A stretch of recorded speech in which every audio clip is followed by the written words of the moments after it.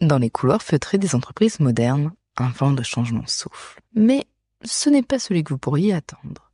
Au lieu des discussions sur les projections des bénéfices et les plans stratégiques, les conversations se tournent de plus en plus vers le bien-être, le yoga et les coachs en développement personnel. Il semble que le capitalisme ait découvert une nouvelle obsession, l'illumination spirituelle comme clé du succès financier.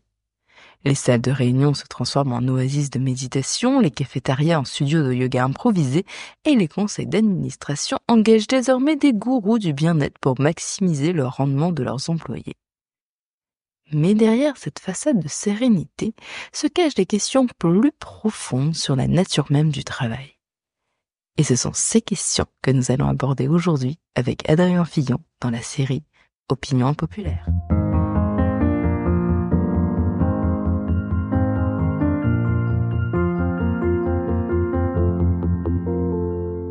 Bon matin, je m'appelle Camille, je suis experte en prévention des risques psychosociaux et vous écoutez Penser l'entreprise, le podcast qui explore le monde professionnel sous toutes ses facettes. Et puis moi, je suis là pour dénicher, démystifier, dynamiter les pratiques obsolètes et les tabous en entreprise. Et pour faire cela, je ne suis pas toute seule car aujourd'hui je suis accompagnée d'Adrien Fillon qui est docteur en psychologie et Adrien a eu la gentillesse de s'embarquer avec moi dans une toute nouvelle série baptisée Opinion impopulaire. Alors pourquoi ce titre? Parce qu'ici on ose se dire tout haut ce que beaucoup pensent tout bas sur le monde de l'entreprise. Et devinez sur quoi on s'attaque dans ce 3e épisode? La souffrance au travail. Et ouais, rien que ça. Et du coup, bonjour Adrien. Et tu sais quoi? Tu m'as donné, mais tellement de fil à retordre pour créer cet épisode. D'ailleurs, tiens, vous savez ce qu'Adrien il a dit sur mon métier? Adrien il a dit que mon métier ne servait à rien. Bon, ok, j'exagère un peu, mais c'est presque ça. Tiens, vas-y, ça introduit bien le sujet. Pourquoi tu m'as dit ça, Adrien? Oui, bonjour Camille. Déjà, il faut qu'on rappelle un truc avant de rentrer vraiment dans le vif du sujet, c'est que le premier épisode de cette série s'est intéressé au livre Le Nouvel Esprit du Capitalisme. On a vraiment expliqué en long, en large et en travers ce livre-là. Et finalement, on avait conclu sur le troisième esprit du capitalisme qui s'intéresse à la vision actuelle du capitalisme, notamment sur cette vision qu'ont les grandes entreprises de gestion de projet où finalement l'être humain est libre de travailler en fonction des projets qui sont disponibles et il va essayer de d'améliorer sa carrière en étant en compétition avec les autres employés et puis les autres personnes qui peuvent travailler pour accéder aux meilleurs projets. Et donc ça, c'était un petit peu la conclusion qu'on avait à la fin de ce premier épisode. Et je pense que c'est important de parler de ça avant de parler de souffrance au travail, parce qu'en fait, il y a plein de formes de souffrance au travail différentes. Mais nous, je pense qu'on va s'intéresser vraiment dans cet épisode au lien entre la souffrance au travail et ce qu'on a pu dire justement de ce livre sur l'esprit du capitalisme. Donc, je pense que c'est important de commencer par ça.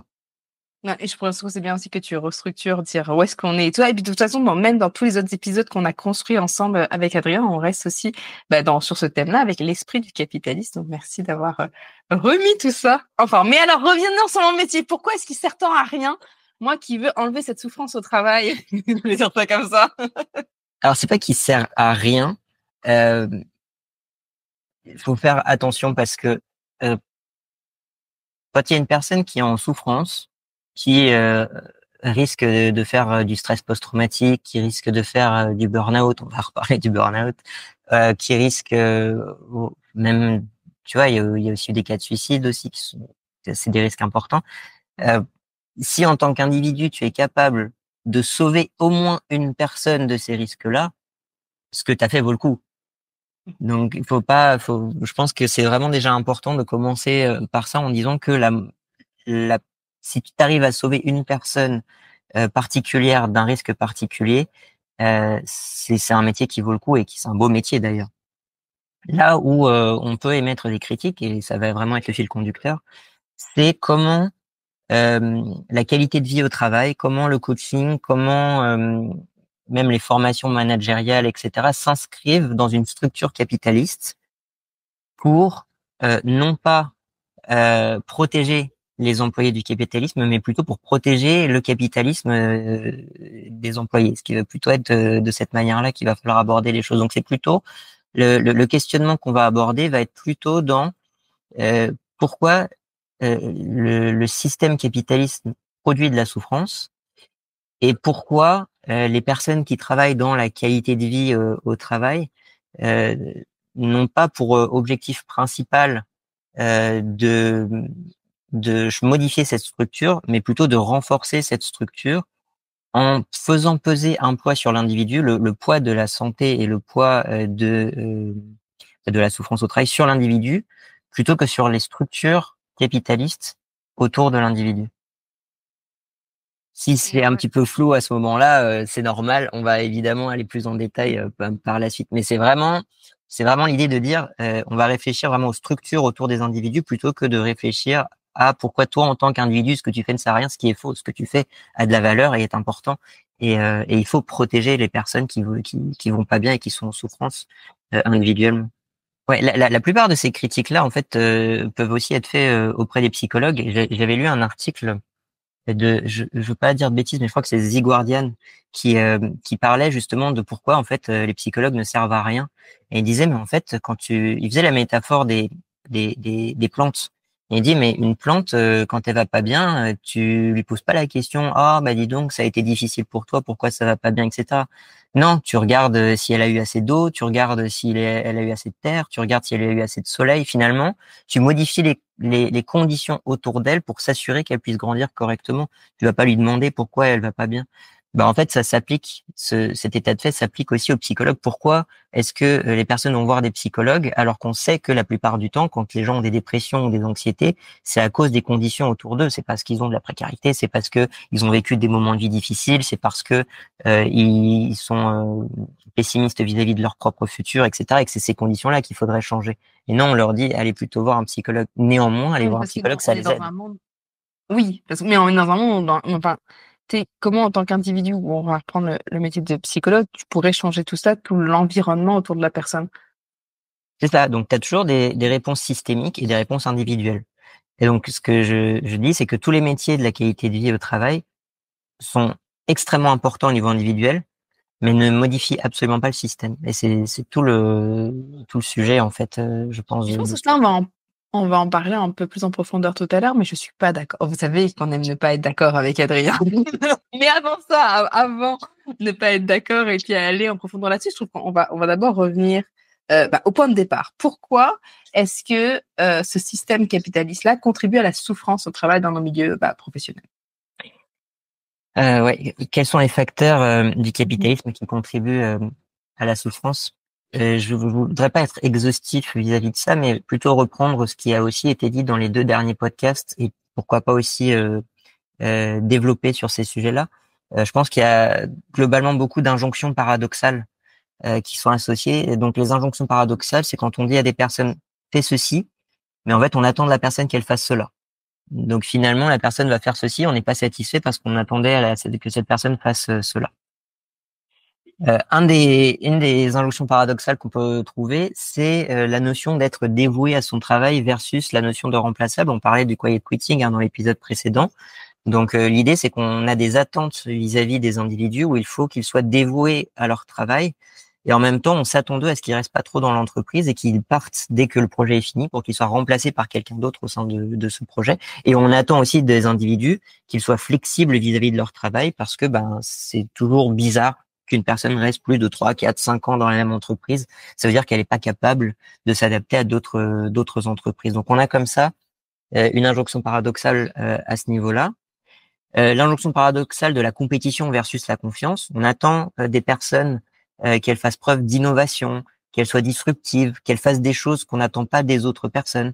Et en même temps, on a confiance que chacun va trouver sa place au sein de son équipe et ne va pas essayer d'en faire plus que les autres. En fait, on attend des personnes qu'elles fassent plus que les autres et en même temps, on espère que tout le monde trouvera sa place, qui est effectivement aussi une injonction paradoxale.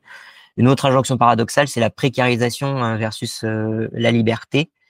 Donc on dit aux employés, voilà, c'est une chance pour vous d'être libre, de pouvoir trouver des projets qui soient le plus intéressants pour vous, qui augmentent du mieux possible vos compétences professionnelles, etc. Et en même temps, on les précarise et on rend leurs conditions de vie plus difficiles à l'extérieur du travail parce que quand tu as un CDD, toute la vie autour de toi est difficile, plus difficile. Donc voilà, on a aussi cette injonction paradoxale où on dit aux gens prenez votre liberté et en même temps on leur assure pas des bases solides pour qu'ils puissent s'épanouir au sein de cette liberté. Dans ces facteurs ou ces mécanismes, moi j'avais retenu aussi pas mal de mots qui sont des mots qui provoquent de la souffrance au travail alors qu'ils ne le disent pas. Le mot de flexibilité, le mot de restructuration, le mot de consolidation. On a l'impression, tu vois, c'est la restructuration, la consolidation, c'est des processus. Et un processus, c'est pas humain. Un processus, c'est amoral. Un processus, c'est très rationnel. Sauf qu'en fait, une restructuration, une consolidation, ça veut dire briser la vie de personnes qui avaient décidé de rester dans une entreprise et qui se sont virées parce que on a décidé que ça rapportait pas suffisamment d'argent. Voilà. Donc c'est aussi une manière de détourner l'attention de la souffrance au travail, donc de nier la souffrance au travail. Et quand tu nies la souffrance au travail, tu l'amplifies. Mais tu penses vraiment que, tu sais, le fait d'avoir changé le mot fait qu'on a moins en tête l'impact que ça a sur la vie des gens? C'est Parce qu'on sait tous assez. que c'est une restructuration et on sait que restructuration égale on va virer des gens. En fait, non.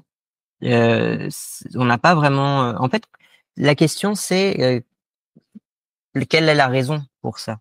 C'est-à-dire que quand tu dis je fais une restructuration, c'est-à-dire on avait une mauvaise structure et finalement on va rendre le processus plus rationnel, on va mieux structurer.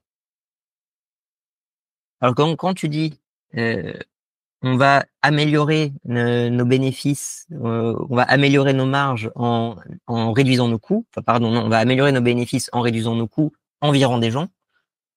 C'est pas vraiment modifier sa structure. Donc les mots ont un sens et ce que disent les mots derrière ont un sens. C'est le même principe que consolidation. Consolidation, ça veut dire oh là là, c'était un petit peu fragile et du coup on va consolider ce qui était fragile. Mais en fait, si tu es déjà bénéficiaire, qu'est-ce qui est fragile? Alors évidemment, si ton entreprise va mal et que tu fais pas de bénéfices et que tu décides tu peux réduire tes coûts pour juste être rentable, c'est une autre question. Mais généralement, ce qui se passe dans le milieu des très grosses entreprises, c'est qu'elles sont rentables et même plus que rentables. Elles font beaucoup de bénéfices et elles décident quand même de faire de la restructuration, de la consolidation, de racheter des entreprises et de virer tous les employés de ces entreprises juste pour garder le contenu de l'entreprise sans avoir les coûts associés, etc. Donc ça, c'est aussi une manière de créer de la souffrance au travail sans le dire. Donc c'est important de dire au sein des individus qui travaillent entre eux, on a des injonctions paradoxales, mais au sein des entreprises, on a aussi des manières de ne pas voir cette souffrance au travail avec les mots qu'on emploie.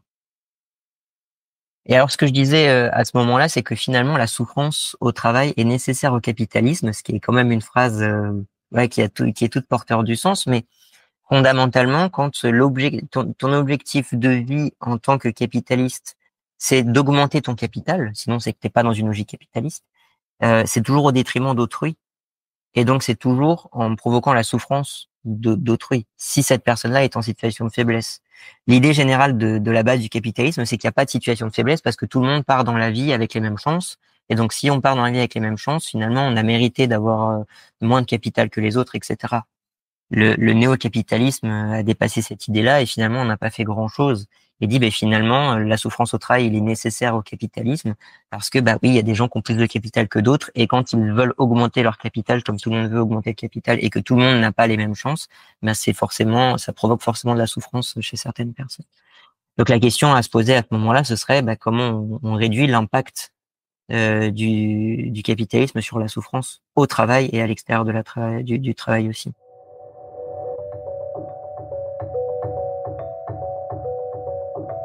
J'avais la phrase suivante qui est encore plus une punchline que la phrase précédente. C'est pas la souffrance au travail qui est nécessaire au capitalisme, c'est la souffrance en tant que telle qui est nécessaire au capitalisme. Parce que quand tu fais rentrer le capitalisme au sein des États, que tu fais rentrer le capitalisme au sein des pays, tu vas provoquer aussi de la souffrance. C'est-à-dire que quand tu vas mettre des procédures capitalistes au sein de structures publiques, la tarification à l'acte, les quotas, les choses comme ça, tu vas provoquer de la souffrance chez les individus. Quand tu demandes aux médecins, aux infirmiers, quand tu leur dis vous allez être payé en fonction des actes que vous faites et tous les actes ne se valent pas, ils vont éviter de faire certains actes qui sont nécessaires pour des gens qui vont pas bien, mais parce que ça leur rapporte pas suffisamment d'argent, ça leur permet pas d'être rentable. Donc tu provoques de la souffrance. Quand tu demandes à des crèches, quand tu privatises des crèches, quand tu privatises des écoles, ça nécessite de la part des citoyens de payer pour pouvoir accéder à ces écoles, pour pouvoir accéder à ces crèches, et ça les met plus en difficulté. Et si en plus de ça, ils sont précarisés au sein des entreprises, c'est une sorte de cercle vicieux. Mais finalement, ça sert le capitalisme parce que quand tu privatises, tu permets à certaines personnes de s'enrichir et d'avoir du capital sur l'éducation, la santé, etc. Donc finalement, la souffrance est nécessaire au capitalisme à ce niveau-là. La question est donc comment on fait pour protéger non pas uniquement les employés, mais en règle plus générale les citoyens de la souffrance issue du capitalisme. Je pense que là, il y a une vraie question à se poser à ce niveau-là. Et là, toi, tu vas me dire en sortant du capitalisme, est-ce qu'il y a d'autres choses qu'on peut faire plutôt que juste sortir du capitalisme dans un enfin, est-ce qu'il y a un moyen de protéger, ses employés, au-delà de ses employés, ses individus au sens large, de ce système capitaliste-là qui écrase, qui fait apporte cette souffrance ou pas? Il y aurait deux réponses par rapport à ça. Il y a une réponse au niveau des entreprises et puis il y a une réponse au niveau de la société. Euh, Si je prends le plus simple, c'est au niveau de la société, ne serait-ce que sans dire sortir du capitalisme, sortir les services publics d'une logique capitaliste, c'est-à-dire finalement faire ce qu'on a fait pendant l'immense majorité de la Ve République en France. Hein. Ça me paraît, dire que l'énergie c'est un bien qui devrait être public et non pas privatisé, que l'eau c'est un bien qui devrait être public, pas privatisé, l'éducation, que finalement tout ce qu'on produit qui sert un pays ne devrait pas servir en plus des capitalistes, me paraît pas être une idée aberrante, vu que c'est l'idée qu'on a eue généralement depuis le début de la Ve République. Ça protège déjà.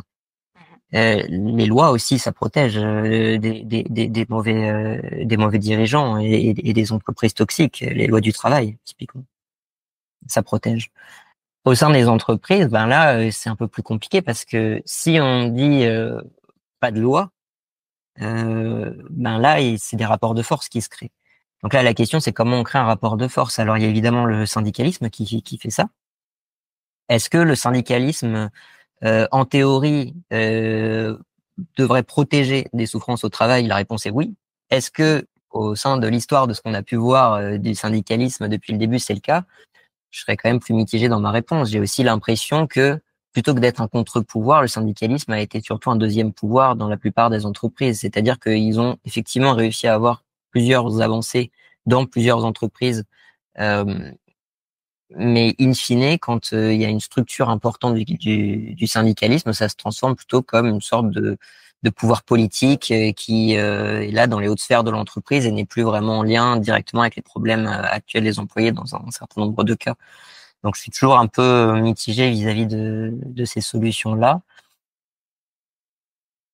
Et puis après, il y a des solutions aussi vraiment démocratiques au sein des entreprises, c'est-à-dire repenser aussi le fonctionnement des entreprises. Mais là, ça nécessite encore une fois que l'entreprise sorte d'un modèle purement capitaliste. Il y a une question qui est intéressante que tu avais écrit dans le conducteur, et donc je pense qu'on peut poser cette question à ce moment-là, qui est comment font les entreprises pour concilier des impératifs économiques et la responsabilité sociale pour promouvoir un environnement de travail plus sain et plus équitable? Comment les entreprises peuvent à la fois augmenter leur capital et à la fois promouvoir une responsabilité sociale de l'entreprise?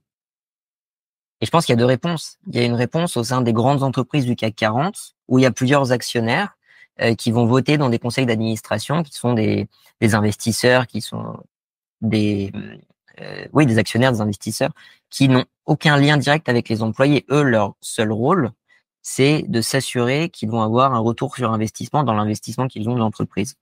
Dans ces entreprises-là, c'est impossible de concilier des impératifs économiques et une responsabilité sociale. Dans les très grosses entreprises cotées au CAC 40 qui n'ont pas d'actionnaires majoritaires, qui auraient un droit de veto absolu sur leur entreprise, c'est impossible de concilier ça parce que les dirigeants n'auront jamais aucun intérêt à améliorer la responsabilité sociale de l'entreprise. Et le PDG de l'entreprise n'a aucun pouvoir là-dessus. C'est vrai. Maintenant, Et ça, c'est le troisième esprit du capitalisme. Mais maintenant, il y a des entreprises qui ne sont pas encore totalement en lien avec ce troisième esprit du capitalisme. Des très grosses entreprises qui parfois sont cotées au CAC 40, mais qui ont un actionnaire majoritaire, souvent qui est d'ailleurs le PDG. Mhm. Les entreprises plus petites, les entreprises qui sont pas cotées au CAC 40, les PME, les TPE. Ouais. Dans ces entreprises-là, pour moi, il y a deux processus qui permettent de s'assurer d'une responsabilité sociale de l'entreprise, et ces deux processus ne sont pas opposés, et souvent ils sont en lien l'un avec l'autre. Le premier processus, c'est le processus démocratique, c'est-à-dire des gens qui vont pas bien et qui en parlent. Et dans ce cas-là, est-ce que tu trouves qu'il y a moins de souffrance dans ces petites, donc dans ces TPE ou ces PME que dans les grosses entreprises du CAC 40? Il y a moins de risques. Non, non, non. Si on met en place ces deux processus que je vais juste expliquer là, il y a moins de risques d'avoir de la souffrance, ça c'est évident. Donc le premier processus, donc c'est un processus démocratique, c'est on en parle, on en débat, on fait des réunions pour expliquer ce qui va pas et pour expliquer comment ça peut aller mieux. Et puis on acte, on réduit le problème qui pouvait provoquer de la souffrance. Et puis il y a Alors un attends, deuxième. je fais une petite Ouais, pause là-dessus, désolée. vas-y. Je fais un parallèle, parce que j'ai vu, il y a pas très longtemps un reportage sur les, tu sais les façons de vivre autrement, où on partage un environnement, différentes maisons, etc. Et justement, eux, à l'intérieur, donc c'était différents individus qui partageaient un même terrain, une même maison, etc. Et leur processus était un processus démocratique pour chaque décision. Mais pour moi, vu de l'extérieur, ou à part peut-être que le reportage était orienté comme ça, je n'en sais pas plus, mais j'avais l'impression que c'était l'enfer. Parce qu'en fait, il y avait personne qui sortait de la salle tant qu'il n'y avait pas l'unanimité, excuse-moi, sur une décision qui était prise. Donc, ils pouvaient rester comme ça pendant plus de 4 heures, 6 heures, et des fois, ça prenait 2 ou 3 jours pour savoir qu'est-ce qu'on fait pour un truc qui, pour moi, avait pas ce temps de valeur. Donc, je me dis, dans une entreprise, Ouais. comment est-ce que tu peux faire ça? Et Le amène temps donc, que ça prend? ce qui amène donc au deuxième processus, qui est, bah oui, quand tu as un ou une dirigeante qui peut acter, bah, il faut qu'il acte. Et la plupart du temps, tu as les deux. C'est-à-dire, en fait, c'est un continuum. Pour moi, c'est vraiment un continuum où chaque entreprise va se placer sur son continuum vers ce qu'il pense être idéal entre les deux. Il y a des entreprises qui marchent super bien parce que tu as un dirigeant qui est vraiment centré sur ses collaborateurs et qui va acter pour tout le monde, mais qui va acter de manière juste. Et à l'inverse, c'est ce que tu viens de décrire. Il y a des entreprises dans lesquelles il y a aucun dirigeant, ou alors il y a un dirigeant, pas dire de façade, mais un dirigeant qui prend pas de décision concrète pour l'entreprise et qui laisse tout faire. Et c'est extrêmement, enfin pas pour eux, mais plastique. Les décisions sont extrêmement plastiques et chacun va vraiment avoir un pouvoir décisionnaire sur ce qui est autour d'eux. Mais en fait, l'immense majorité des entreprises sont un peu entre les deux. C'est-à-dire, ils en discutent, il y a des débats, il y a des réunions qui se font pour discuter des problèmes, et à la fin, il y a quand même quelqu'un qui acte. C'est ce qui se passe la plupart du temps. Là où ça crée de la souffrance, c'est quand celui qui acte, c'est quand toutes les personnes disent on préfère le choix A, mais celui qui acte dit on préfère le choix B. Et même dans ce cas-là, ça provoque pas forcément de souffrance parce qu'en fait, le dirigeant, quand il fait le choix B, il dit je fais le choix B parce que je pense que c'est mieux pour vous, et parfois il a raison. Mais souvent, il a pas raison. Parce que quand même, la démocratie permet que probablement les gens savent un peu mieux pour eux-mêmes ce qui est mieux pour eux que quelqu'un qui a moins de connaissances là-dessus. Mais parfois, cette personne-là, elle a de meilleures connaissances qu'eux et prend une meilleure décision. Ça arrive. Là où ça crée de la souffrance, c'est quand cette personne-là dit je fais un choix B parce que je pense que c'est mieux pour vous, mais en fait, elle sait pertinemment que c'est mieux pour le capitalisme et pas pour les gens. Et dans ce cas-là, ça provoque de la souffrance. Ok, Parce que alors je vais aller plus loin. Je vais faire un peu l'avocat du diable en disant que, en me mettant à la place de ce patron-là et me dire, ok, mais moi, le capitalisme fait que je peux embaucher ces gens, que je peux les payer, que je peux embaucher d'autres personnes, donc créer de l'emploi. Donc si je réfléchis pas comme ça, comment est-ce que tu veux que ces gens puissent vivre et leur offrir un emploi? je suis pas sûr d'avoir complètement compris la question, parce que là, on se pose la question de comment faire un choix qui améliore ou réduit la confiance, la souffrance au travail. En fait, au lieu de faire un choix en fonction du bien-être, si je peux dire ça, de mes employés, je vais faire plus un choix en fonction de ce que moi, ça va me rapporter à mon capital, à mon entreprise. Euh, mais pour moi, en faisant ce choix, de pourquoi est-ce que je le fais, c'est parce que si j'augmente les gains, les apports, enfin mon capital d'entreprise, ça me permet aussi par la suite de d'embaucher plus de personnes, donc de contribuer à ça. Alors que si je pense que maintenant à mes employés actuels, et que je sors du coup de cet esprit du capitalisme-là, et comment est-ce que je fais pour durer alors que les autres entreprises, elles, le font? Comment est-ce que je fais pour continuer à embaucher? Parce que j'aurai peut-être moins de capital à la fin. Donc c'est pour ça que je trouve aussi, excuse-moi, je finis, que c'est plus facile d'aller vers là. Oui, en fait, là pour moi, on rentre dans une autre notion qui est une notion évidemment capitale, pardon, au capitalisme. C'est la notion de confiance. C'est qu'en fait, si tu arrives en tant que dirigeant à dire, j'entends bien que vous préféreriez A, mais au sein de notre structure d'entreprise et dans notre rapport économique avec les autres entreprises, nos clients, nos prestataires, le meilleur choix, c'est le choix B. Et je vais vous expliquer pourquoi. Ben après, tu refais une réunion avec tout le monde, tu dis, est-ce que vous comprenez pourquoi et est-ce que ça vous va? Et a priori, si les gens sont rationnels, ça leur va en fait. Donc là, on est vraiment dans une notion de confiance. Mais en fait, ce qui se passe la plupart du temps, c'est pas ça. Ce qui se passe la plupart du temps. Alors moi, j'ai vécu des situations où ça s'est passé comme ça, il faut le dire, hein. J'ai travaillé dans des entreprises où on a dit, il faut faire le choix. Tout le monde disait, il faut faire le choix A. Le directeur a dit, il faut faire le choix B. Il a pris toutes les équipes une à une au sein de son bureau pour dire, voilà pourquoi j'ai choisi le choix B. Faites-moi confiance, vous verrez dans 6 mois, le meilleur choix, c'était le choix B. On a tous dit OK. On a attendu 6 mois. Il avait raison. No problème. Sauf que la plupart du temps, ça se passe pas comme ça. La plupart du temps, le dirigeant dit, je fais le choix B, et c'est pas mon problème de vous convaincre que le meilleur choix, c'est le choix B. Et la plupart du temps, en plus, c'est pas forcément le meilleur choix pour ses employés, c'est le meilleur choix pour lui. On parlait de restructuration, on parlait de consolidation, c'est jamais le meilleur choix pour les employés. C'est toujours le meilleur choix pour au moins le dirigeant ou les investisseurs, mais jamais le meilleur choix pour les employés. Donc évidemment, oui, c'est ce que je disais, ça peut arriver que le dirigeant, par rapport au choix démocratique, fasse un choix différent et qu'il ait raison. Et dans ce cas-là, ça nécessite de sa part de faire confiance à ses employés dans la compréhension que ce choix est le meilleur. Mais comme dans une grosse partie des entreprises, et notamment poussé par ce nouvel esprit du capitalisme, il n'y a pas cette notion de confiance, malgré tout ce qu'on essaie de nous faire croire sur en quoi la confiance est extrêmement importante. On fera d'ailleurs un épisode spécial sur la confiance dans pas longtemps. Tout à fait, oui. Donc voilà, moi, ce serait vraiment ma réponse à cette question-là. Ce serait vraiment, il faut passer par la confiance, mais dans ce cas-là, on rentre dans un objectif qui n'est pas forcément un objectif capitaliste. Et t'as pas l'impression justement qu'on a aussi de plus en plus d'entreprises qui essayent d'aller vers là, de sortir de cet esprit du capitalisme où on parle de plus en plus, tu sais, d'avoir des structures plates, de faire en sorte que les employés puissent participer au processus de décision, où on va aussi partager aussi ce qu'on a gagné, etc. Est-ce que t'as pas l'impression qu'on va de plus en plus vers là, où c'est illusoire et c'est juste quelques-uns qui sortent du lot? Alors quand tu dis participer plus aux décisions de l'entreprise, la plupart du temps, c'est plutôt à but consultatif. C'est-à-dire, finalement, les dirigeants de l'entreprise vont demander leur avis aux employés, mais après font pas grand-chose de cet avis. Moi, j'ai eu encore une fois, bon, on prend des cas personnels, mais c'est ce qui marque le plus les cas personnels. Mais moi, des questionnaires, j'en ai eu à gogo, hein, des questionnaires sur des conditions de travail, les questionnaires sur la qualité de vie, les questionnaires sur comment on pourra améliorer tel truc, tel processus, machin. Et j'ai eu la possibilité aussi au sein d'au moins 2 entreprises de discuter avec la personne qui était en charge de ces questionnaires, qui disait mais en fait on remonte ça aux dirigeants et on n'a aucune idée de ce qu'ils en font. C'est-à-dire la personne qui fait les questionnaires n'a aucune idée d'à quoi ça sert de faire ces questionnaires. On lui dit de faire les questionnaires, on lui dit de faire des graphiques de résultats, et sait pas vraiment à quoi ça va servir derrière. Finalement, pour moi, ça sert surtout à un narratif auprès des dirigeants pour avoir un point de vue. Mais il n'y a pas d'accès direct à la prise de décision. C'est un avis consultatif. Alors, Probablement. Vas-y, excuse-moi, vas-y. Vas-y. Je disais que s'il y avait des entrepreneurs qui nous écoutent ou des managers et qui font justement ces questionnaires-là, sachez que ça ne sert, enfin, déjà, Adrien vient de le dire, ça ne sert à rien si vous les faites et puis c'est juste à titre indicatif. Mais en plus de ça, c'est pire. C'est que ça crée de la frustration. Les gens vont arrêter d'y répondre. Donc, faire des questionnaires pour faire des questionnaires, ça fait, quitte à parler de capitalisme et d'argent, ça va vous faire juste perdre de l'argent.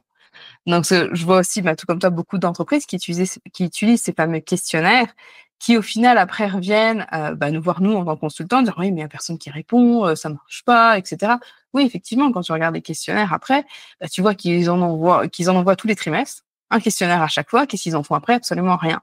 Donc, qu'est-ce que ça fait? Ça démotive les gens. Et non seulement ça démotive les gens, mais en plus de ça, ils réalisent encore plus que l'entreprise, elle fera absolument rien pour eux. Donc les questionnaires, c'est pour rien faire. Et puis, on n'a pas envie d'être une statistique, quoi. Je veux dire, si on a vraiment un problème vis-à-vis de notre travail et qu'il y a quelqu'un qui dit, bah, j'entends que vous avez un problème, j'ai besoin de savoir exactement d'où vient le problème, bah, le mieux c'est d'en parler. C'est pas de demander de 1 à 5 quelle est la difficulté que vous avez vis-à-vis de tel truc, tel truc, tel truc. Non, c'est pas vis-à-vis de tel truc que j'ai un problème précis. J'aimerais bien que quelqu'un m'écoute vis-à-vis de ce problème précis. On a des services après-vente quand on achète des produits, pourquoi on n'a pas un service après-vente vis-à-vis de notre travail, quoi.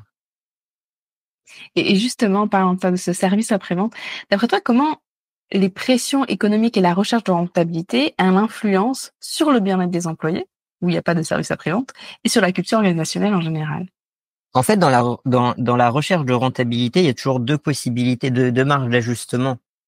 Enfin, du coup, j'utilise le terme marge, mais justement, c'est pas ça. Il y a la possibilité d'augmenter ses marges, d'augmenter ses profits, et il y a la réduction des coûts.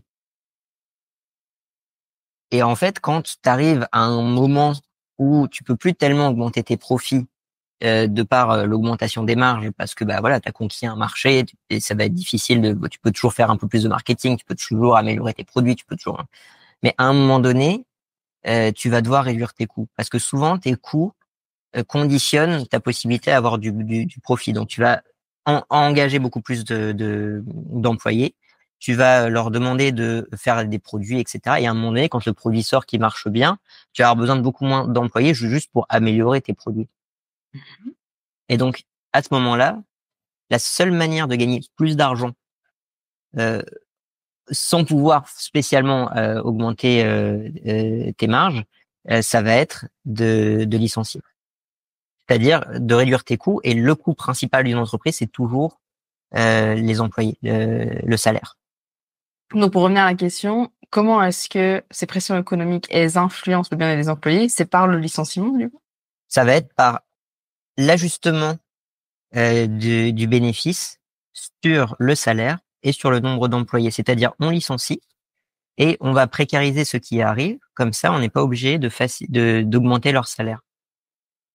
C'est les restructurations, les consolidations, etc. C'est toujours comme ça qu'on utilise, c'est toujours ces termes-là qu'on utilise. Il y a aussi cette notion qui est la rationalisation du turnover. C'est-à-dire que ce qu'on aime bien dire, c'est il faut réduire le turnover. Et la vérité des entreprises, c'est que le turnover, il est rationalisé. Il y a des entreprises, leur manière de procéder, c'est d'avoir un turnover extrême. Il y a des entreprises, leur manière de procéder, c'est d'avoir un turnover qui est ridicule. Je voyais sur Facebook, il y a de ça un jour, hier. Est-ce que je dis le nom de l'entreprise? Peut-être pas, mais c'est un call center. Ok. Call center, il te forme en 2 jours à prendre des appels, faire rédiger des tickets, etc., etc. Et en fait, il te propose des CDD, donc des CDD d'un an, 2 ans, etc. Et en fait, systématiquement, au bout d'1 à 2 mois, qui sont comment ça s'appelle, les périodes pas d'intégration, mais la période d'essai, ils te promettent que après tu auras ton CDD, mais en fait, ils arrêtent la période d'essai à la fin de la période d'essai, ce qui fait qu'il n'y a pas besoin de te verser de primes liées au CDD, etc. Et ce call Ah oui, center non. fait ça tout le temps chez tout le monde. Et donc, il y a eu sur cette page Facebook que je suis, plein de gens qui sont arrivés en disant, oh, bah, j'ai travaillé pour ce call center, ils font ça, machin. Et c'est une des plus grosses entreprises françaises, hein. Pour le coup, elle fait partie du troisième esprit du capitalisme, etc. Donc ça, c'est du turnover extrême parce que tu as 95% de turnover et c'est normal. De l'autre côté, tu as des entreprises qui, notamment les entreprises de la haute technologie, qui ont besoin d'avoir des employés extrêmement qualifiés, qui ont un turnover extrêmement faible, qui payent extrêmement fortement leurs employés parce qu'ils en ont besoin absolument, type OpenAI, etc. Ils ont besoin de gens extrêmement qualifiés. Et il y a des entreprises qui sont entre les deux. Et en fait, ils doivent trouver de manière rationnelle le turnover idéal. Et après, ils peuvent raconter des histoires en disant, nous, on essaye au maximum de limiter le turnover, etc. Mais ils limitent pas le turnover parce que ils sont fondamentalement engagés dans le fait que les employés soient satisfaits vis-à-vis du travail dans leur entreprise. Ils le sont parce qu'ils savent exactement quel est le taux parfait de turnover chez eux pour que ça marche bien en termes de rationalisation des coûts. Et ça, évidemment, ça influe sur la culture organisationnelle dans le sens où si tu sais que l'entreprise a besoin de toi pour travailler, typiquement les entreprises de la haute technologie, tu peux négocier fortement ton salaire. Si tu as un très fort turnover, tu sais que de toute façon, t'as pas à être engagé dans ton entreprise parce que tu seras jamais sélectionné, même pour un CDD. Et donc, entre les deux, bah, tu sais si ta culture organisationnelle te permet de négocier un petit peu tous les ans ou pas, si ta culture organisationnelle te pousse à partir rapidement ou pas, etc., etc. Donc ça, la recherche de rentabilité, en fonction de ton type d'entreprise, en fonction de ton type de travail au sein de ton entreprise, elle est pensée par les entreprises. Et justement, donc là, on a surtout parlé des entreprises occidentales. Est-ce que toi, tu vois, ou est-ce que dans ce que tu as pu voir ou lire, des différences par rapport à d'autres systèmes économiques? Oui, est-ce que tu veux parler de la Corée du Sud, Ouais, dont tu m'as parlé? je vais en parler. Est-ce que tu as lu l'article? Bah non, tu vas me la raconter. Je sais pas. Alors, j'ai lu, bah, justement, hier en préparant aussi, bah, hier ou avant-hier, je sais plus, cet épisode que, en Corée du Sud, Samsung, actuellement, impose, en fait, à ses managers de, travailler alors au lieu de travailler 5 jours sur 7, de travailler 6 jours sur 7 à ses employés. Mais attention, là, vous pouvez dire: «OK, bah, pourquoi pas?» Mais non, non, non, ça va plus loin que ça. Parce que ces employés ne sont absolument pas rémunérés. Donc ils travaillent plus pour pas, gagner plus, au final. Donc, et il n'y a pas de comment dire? Il y a pas eu de grève ou de quoi que ce soit. Après c'est aussi une autre culture, mais c'est quelque chose qu'ils imposent actuellement.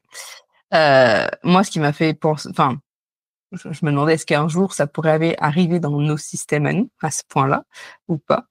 Et puis, donc ça, c'était pour la petite histoire de ce qui se Et du passe coup, je actuellement. me pose la question parce que tu Oui. dis impose, mais est-ce que c'était pas déjà le cas et juste ils ont acté que maintenant c'est normal alors qu'avant c'était déjà le cas de fait, mais que c'était pas acté.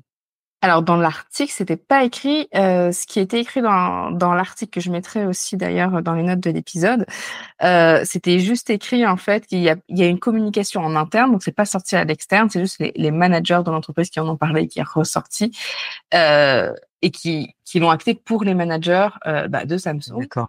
Parce que Mais moi, il y a une ce que j'avais communication. lu sur la Corée, bon, je suis pas un Mmh. expert de la Corée, attention, hein, moi je connais que deux trois trucs, la K-pop un peu, mais pas non plus de fou.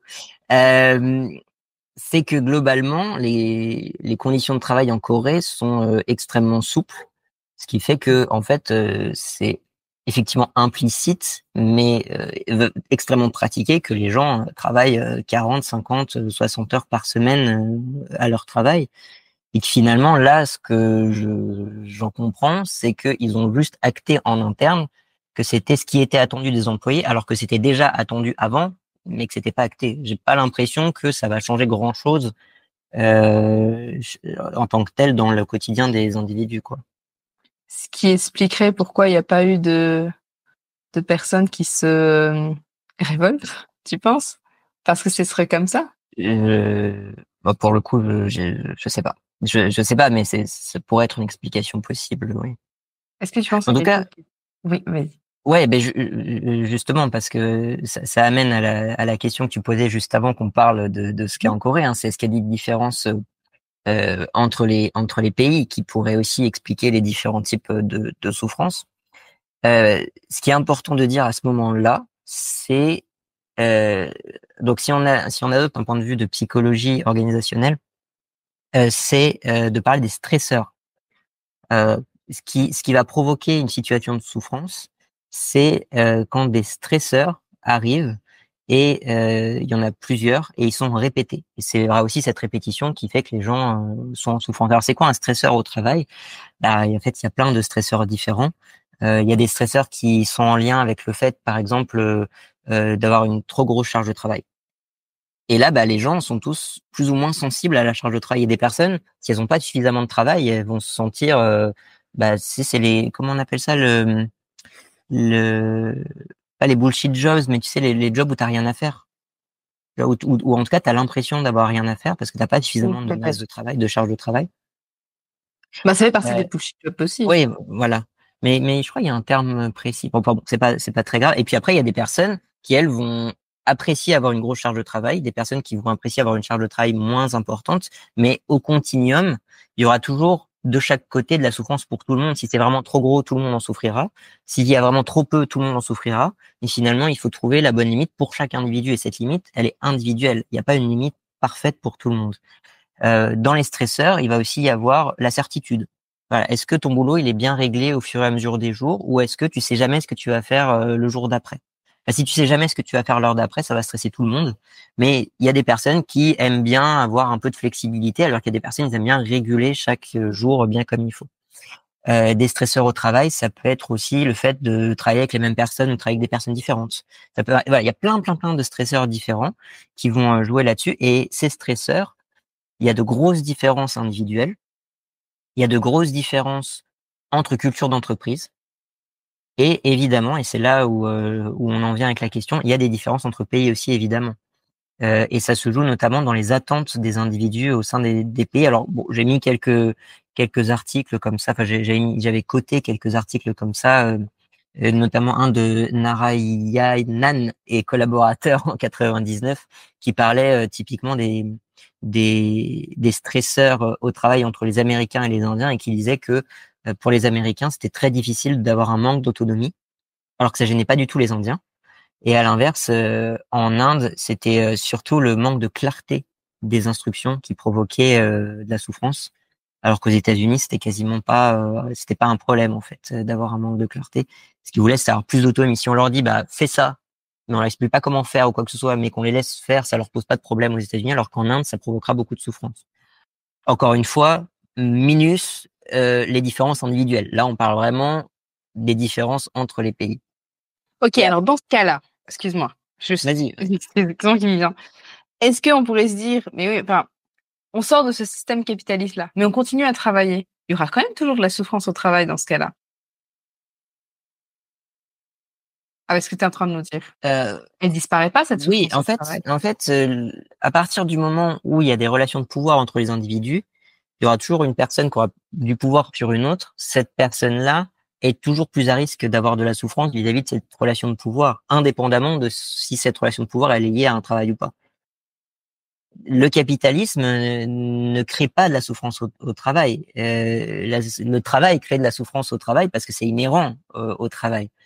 Le problème qu'on a là, c'est que dans le troisième esprit du capitalisme, il n'y a plus aucune relation humaine entre ceux qui créent de la souffrance au travail et ceux qui la subissent. Il n'y a plus aucune relation entre les investisseurs et les employés. Même dans les entreprises plus petites, s'il y a un dirigeant qui veut augmenter son capital au détriment des employés, ça va provoquer encore plus de souffrance. Donc la question n'est pas est-ce que le capitalisme provoque de la souffrance au travail, le travail provoque de la souffrance. La question c'est à quel point le capitalisme augmente la souffrance au travail et qu'est-ce qu'on fait pour réduire l'impact de cette augmentation. Déjà, comment on fait pour réduire la souffrance au travail de base, mais comment on fait pour réduire l'impact du capitalisme sur la souffrance au travail. Je pense que c'est plutôt comme ça qu'il faut formuler les choses. Et ça veut dire protéger les personnes qui n'ont pas de capital de ceux qui veulent augmenter leur capital au détriment de ces personnes-là.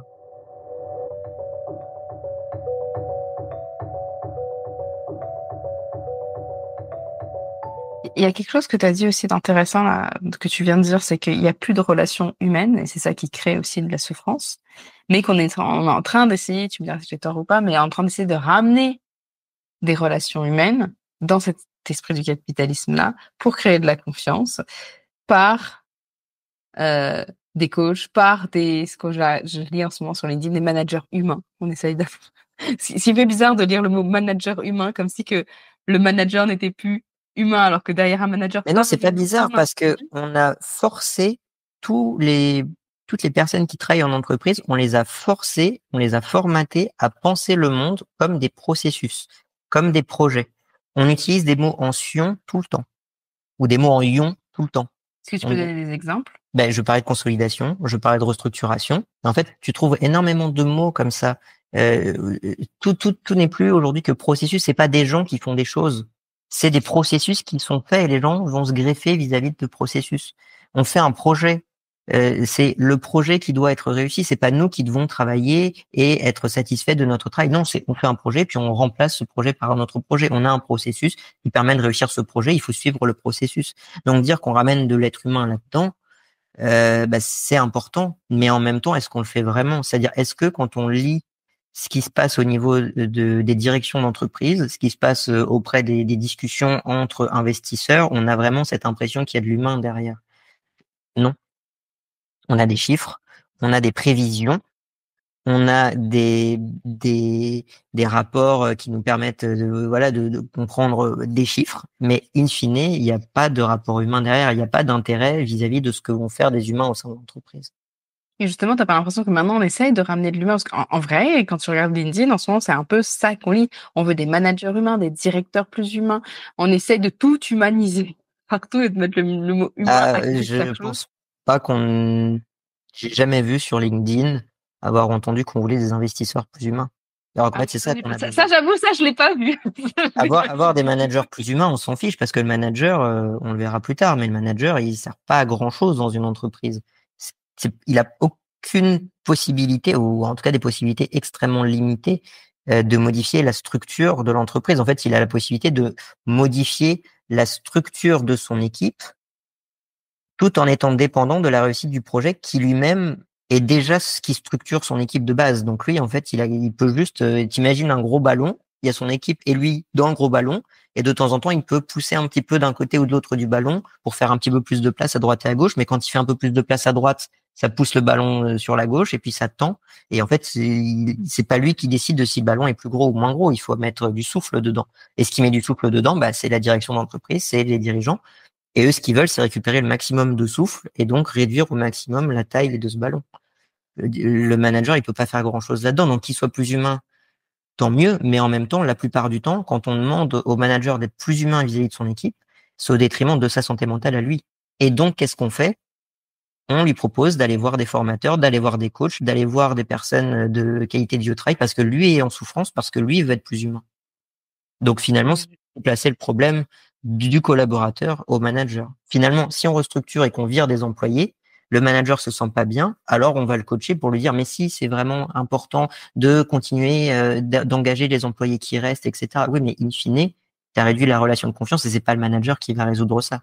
Au contraire, il va en souffrir aussi, voire même plus que les autres. Et là, tu disais quelque chose justement. Tu disais que du coup, on va lui amener des coachs, on va lui le former sur des choses, etc. Donc ça ramène quand même à juste sur un individu, à mettre tout ça au lieu de repenser tout l'environnement.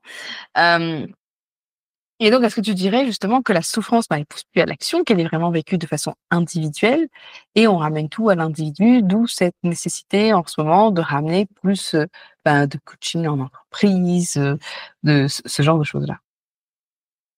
Finalement, la question, c'est à quoi sert le coaching en entreprise, quoi. Ouais, exactement. À Euh, rassurer les managers? à rassurer les managers, peut-être. Euh, c'est surtout, je pense il y a ce qui se passe concrètement dans une entreprise et il y a ce qu'on se raconte. Et ce qui est important, c'est surtout ce qu'on se raconte. Parce qu'une entreprise, c'est des gens qui partagent une histoire. Et quand l'histoire que tu te racontes, c'est on a réussi parce qu'on est des gens très ambitieux, on est des gens qui veulent réussir, on est des gens qui font bloc, on est une énorme équipe, on est une grande famille et on a eu des moments peut-être un petit peu difficiles, mais on a réussi à vaincre ces moments difficiles ensemble et pour arriver vers un état où voilà, on gagne beaucoup d'argent, on a une entreprise pérenne, etc. Quand tu racontes ces histoires-là, et toutes les entreprises qui sont bénéficiaires aujourd'hui racontent ces histoires-là, t'oublies qu'en fait, non, t'es pas une grande équipe. Tous ceux qui étaient trop faibles, selon ton standard, sont partis en état de souffrance. Beaucoup de ceux qui restent sont en état de souffrance, mais le cachent parce que il faut pas montrer que tu souffres si tu veux rester au sein de l'entreprise. T'es pas une grande famille parce qu'il y a des rapports de compétition inhérents aux structures capitalistes dans ton entreprise. Et finalement, tu racontes l'histoire des dirigeants. Là, toutes les entreprises racontent l'histoire que veulent bien raconter les dirigeants et non pas les employés. Et le coaching là-dedans, il s'insère comment? Il s'insère pour le dirigeant de raconter l'histoire de oui, quand il y a eu des états de souffrance, on y a répondu. Est-ce qu'on y a répondu de manière adéquate? On ne sait pas, parce qu'on l'a pas mesuré. Mais on a mis à disposition des capacités, des possibilités d'y répondre. Alors ça peut être du coach, ça peut être de la RSE, ça peut être une table de ping-pong, ça peut être tu disais hein, au tout début de ce podcast des massages, du yoga, voilà. Il y a plein de choses qui mettent en place pour dire on répond à cette souffrance. Ce qu'il faudrait qu'ils fassent réellement pour répondre à cette souffrance, c'est mesurer la souffrance et deux, mesurer à quel point leur réponse à la souffrance a été adéquate. Mais ça, ce n'est pas possible parce que si tu veux montrer, typiquement, tu prends un indicateur de souffrance qui est objectivable sans dire qu'il est objectif, typiquement le turnover. Ce que je disais avant, le turnover est nécessaire au capitalisme.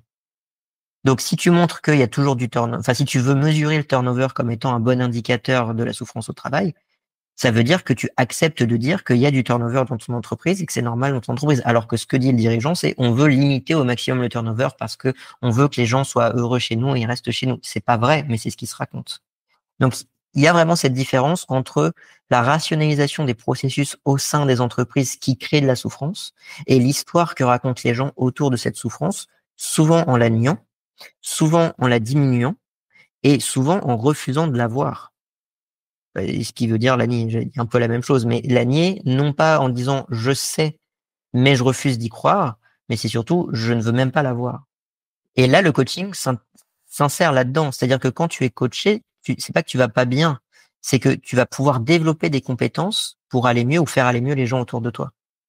Là, typiquement, tu as besoin d'un coach parce qu'il y a de la souffrance dans ton équipe. Le coach, il va te dire, ah, bah oui, bah c'est peut-être parce que tu t'exprimes pas très bien. Alors, ok, on va te coacher sur comment bien s'exprimer à l'oral. Ah oui, mais c'est peut-être que ça va pas bien parce que tu fais trop de réunions. On a dit que tu avais un petit peu fait trop. Ok, on va te coacher sur comment faire des réunions Gérer son efficaces. temps. Ouais.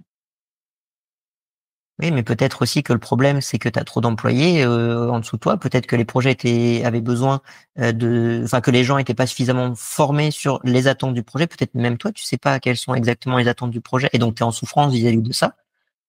Et donc quand tu dois faire des réunions parce que tu dois expliquer des trucs que tu as essayé de comprendre mais que t'es pas sûr d'avoir compris, et qu'en plus, bah peut-être aussi que t'oses pas dire que t'as pas bien compris le projet. Ça aussi, c'est des choses et là pour le coup, ça nécessiterait pourquoi pas du coaching. Euh, mais in fine, le coach est surtout là en tant que faire-valoir du capitalisme, de dire il n'y a pas un problème systémique, il y a un problème au sein de l'individu, et donc cet individu, on va le coacher pour que le système continue à fonctionner de la manière dont il fonctionne actuellement. Oui, puis l'autre problème aussi à ça, c'est que dans toutes les solutions RH qu'on pourrait avoir, c'est que actuellement, le coaching, en fait, il se retrouve en tête de gondole c'est la solution première qu'on va trouver pour pouvoir pallier à cette souffrance-là, pour pouvoir dire qu'on a fait quelque chose, au lieu d'aller vraiment à la source et comprendre ce qui se passe et pourquoi, puis aller regarder plutôt au niveau organisationnel. Je trouve que ça aussi, c'est... Vas-y. Oui, et justement, la question que tu posais dans le conducteur, quel est le principal problème que le coaching ou le consultant en QVT est censé résoudre dans les entreprises? Ma réponse était aucun. Mais en fait, la réponse est aucun parce qu'il n'y a pas de problème. Il n'y a pas de problème que le coach ou le consultant en QVT est censé résoudre. Le coach et le consultant en QVT, il est là pour justifier les échecs issus du capitalisme. C'est-à-dire que le capitalisme est censé faire réussir des projets. Souvent, ça réussit. C'est pour ça que ça marche aussi bien, le capitalisme. C'est parce qu'il y a plein de projets qui sont réussis. Mais parfois, ça ne réussit pas.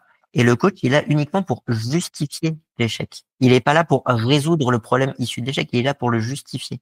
Il arrive après coup pour dire, oui, l'échec, il est bien lié à un problème individuel. Il n'est pas lié à un problème du système. Et c'est là où je suis pas d'accord. Je te disais au tout début, on va revenir là sur les choses auxquelles je suis pas d'accord. Tu t'attaques à mon métier, je vais te dire, je vais t'expliquer pourquoi, mais peut-être que je vais changer d'avis, puis je suis très ouverte à ça. Alors, on va voir où est-ce que ça va nous mener. Parce que tu disais, parce que donc je travaille sur la qualité de vie au travail, mais le but, et alors, maintenant aussi, petite nuance, avant on parlait en France de QVT, donc qualité de vie au travail, maintenant on parle de QVT, c'est qualité de vie et des conditions de travail. Et pourquoi est-ce qu'on a rajouté ce C-là, justement? Parce que ça rejoint tout ce que tu disais tout à l'heure, c'est très centré sur l'individu, etc. On rajoutait yoga, méditation, ping-pong, etc. Et on n'était pas concentré sur les conditions de travail. Et c'est là, pour moi, tout le problème. Et je trouve que mon métier ne servira à rien si juste on regardait juste en surface. Quand on travaille sur les risques psychosociaux, on va vraiment regarder les facteurs de risque. Les facteurs de risque, et c'est ça que j'ai noté tout à l'heure et que je trouvais intéressant, c'est beaucoup de choses que toi, tu as notées qui sont en rapport avec la souffrance au travail. Tu disais que ce qui apportait de la souffrance au travail, c'était les injonctions de compétition et de confiance, la précarisation. Donc la précarisation en facteur de risque psychosocial, ce sera l'insécurité d'emploi. Tu nous parlais d'attentes d'être flexible dans le travail, les attentes d'être dévoué dans le travail, etc. Tout ça, ça fait partie de ces fameux risques psychosociaux-là. Et le truc, c'est que dans mon métier, dans ce qui est obligatoire maintenant dans la loi en France, puis comme j'habite aussi au Canada, donc au Québec surtout là, et il y a une nouvelle loi qui a été mise en place de regarder ces fameux risques psychosociaux qui ont un impact sur la santé mentale des employés. Et comment est-ce qu'on fait ça? Et ben on va aller dans les entreprises et on va les diagnostiquer. On va les diagnostiquer dans l'entreprise. Est-ce qu'il y a un manque d'autonomie? Est-ce qu'il y a des conflits de valeurs? Est-ce qu'il y a une intensité des temps de travail? Et c'est ça notre métier, c'est de pas rester juste en surface, c'est d'aller en profondeur et de comprendre dans la structure comment tout ça fonctionne et agit sur l'individu. Et je trouve que cette loi-là a changé ça, à manière de façon à ce on regarde plus l'environnement de travail, qu'on va vraiment à la source de ça et on reste pas juste en surface. Alors attention, un petit bémol quand même par rapport à ça. Et c'est là où, par contre, je te rejoins, c'est que c'est super difficile à faire. C'est-à-dire que c'est pas le truc qu'on vend le plus et c'est pas le truc où les directions sont le plus heureuses de faire parce que ça nécessite du temps, ça nécessite des ressources et il faut le faire souvent pour pouvoir mesurer est-ce que ça a été fait, comment, de quelle façon, qu'il y ait des équipes parce que normalement comment ça fonctionne aussi, c'est qu'on va former des personnes qui vont regarder ces différents facteurs-là et puis essayer d'ajuster, voir dans les équipes, est-ce qu'il y a encore des conflits de valeurs? Pourquoi? Est-ce qu'il y a un manque d'autonomie? De quelle façon? Et puis d'ajuster tout ça. Et ça, donc on regarde, moi j'ai l'impression en tout cas, ou peut-être que c'est un biais parce que j'y travaille, je sais pas, mais qu'on regarde maintenant l'environnement de travail et en plus de ça, on a des lois qui viennent soutenir ça. Alors je te dis pas que c'est toujours mis en place parce que j'arrive dans les entreprises, on me dit ah bah si, on a fait des choses sur les risques psychosociaux, regarde, tu sais c'est écrit sur le babillard et puis t'as un truc affiché de oh on prend soin de la santé mentale de nos employés et puis t'as rien qui est fait du tout en fait. Et qu'un diagnostic aussi, ça coûte cher, ça prend des ressources, etc. Mais surtout depuis le Covid, on parle plus de santé mentale, etc. Il y a des choses qui commencent en tout cas à être mises en place et on commence à regarder vraiment à la source. C'est là où je n'étais pas d'accord. Bah justement, je pense que tu dis quelque chose. Moi, je suis tout à fait d'accord avec tout ce que tu as dit. Donc, tu as le droit de pas être d'accord, mais moi, je suis d'accord avec toi. Non, mais t'as mis le doigt sur un point essentiel, c'est que pour que des structures capitalistes provoquent moins de souffrance au travail, il faut qu'il y ait une structuration anticapitaliste de cette structure capitaliste, et cette structuration passe par le rapport de force qui est le plus fort avec les entreprises, c'est l'État.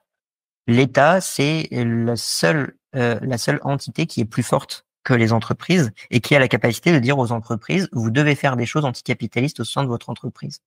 Et effectivement, faire ça se dit de la consultance, du consulting, bon, c'est un peu bizarre, du consulting dans les entreprises sur la QVT, c'est anticapitaliste et tu perds de l'argent pour rien parce que c'est juste, ça te fait perdre de l'argent et du temps.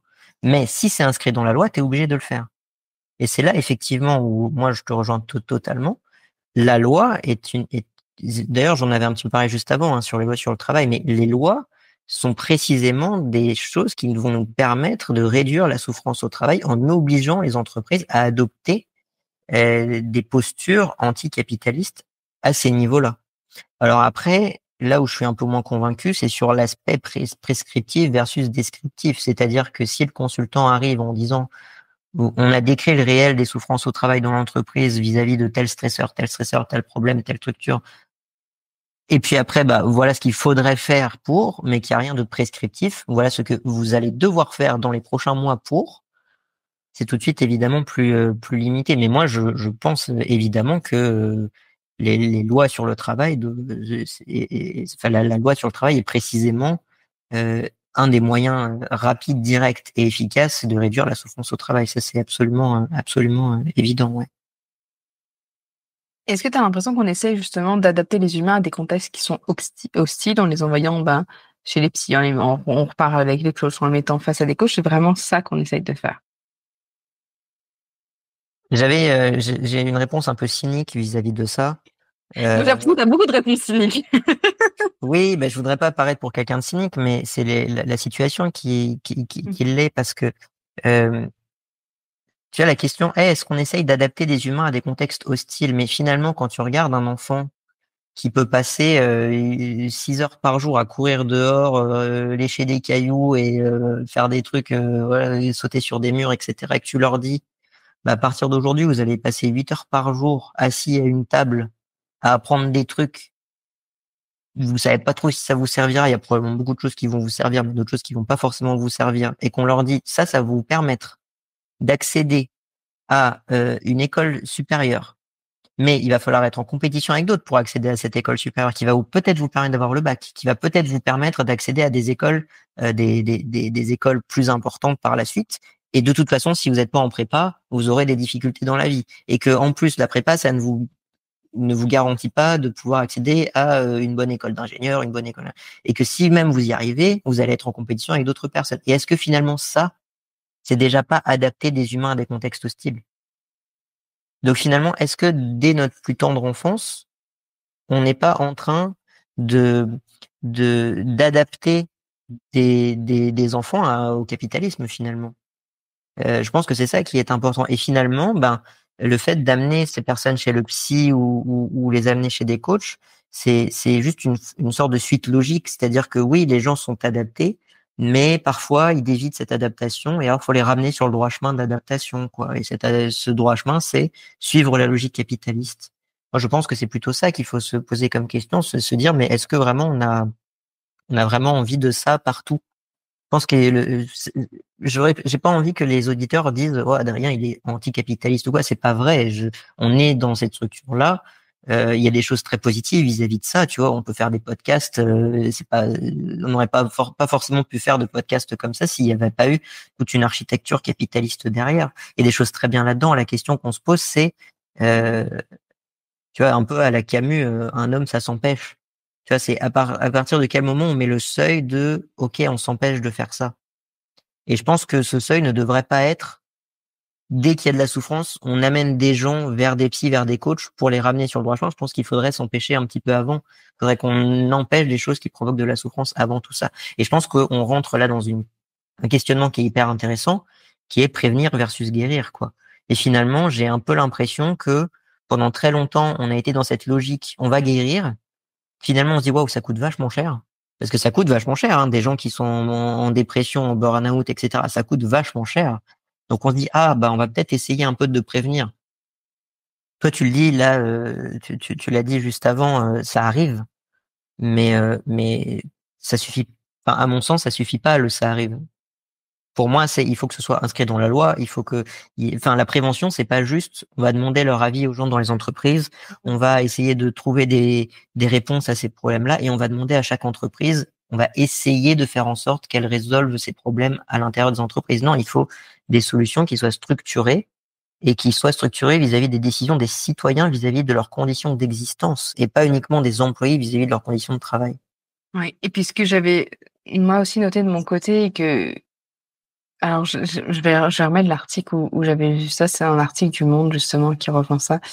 C'est que avec tout ce que tu dis là en plus, c'est que le le fait de passer par ces coachs-là, que l'entreprise donne cette impression de s'occuper de ses employés, alors qu'au final, pas tant ça, c'est un peu plus mettre un pansement.